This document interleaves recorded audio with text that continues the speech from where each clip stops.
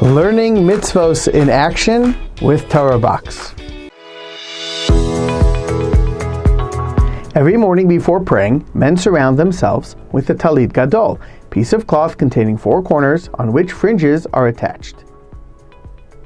To honor the tefillah, our sages ruled that men wear this garment reserved, especially for these unique moments, where we turn to the Master of the world.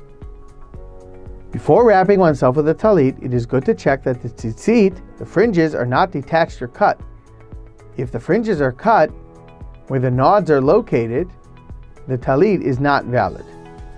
One grabs the talit with both hands, then raises it up, with bearing in mind of fulfilling this Torah commandment. As you may know, the talit's fringes refer to the number 613. The numerical value of the word tzitzit is 600. The strings 8, and the nods of every tzitzit 5, which amounts to 613. Like the 613 mitzvot of the Torah, one will say the blessing of the talit before wrapping it up around oneself. Baruch atah Adonai Elokeinu melech haolam, asher kedishanu b'mitzvosav v'tzivanu lisatef batzitzit. According to certain opinions, one must first cover the back and the chest before the head. One must only cover one's head and not the face, so it can be worn like a scarf.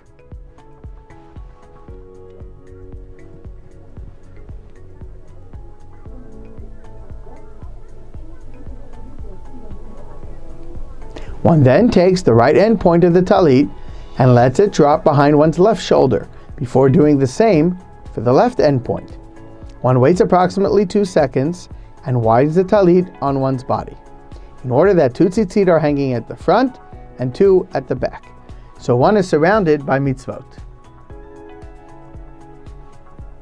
After praying, it is good to take off the talit with the left hand, in order to demonstrate that it is difficult to separate oneself from the mitzvah.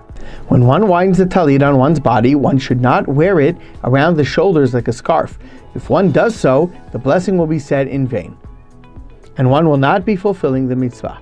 Between the blessing and the wrapping of oneself with the talit, one shall not be interrupted. To avoid doing so, one shall kiss the talit, for instance.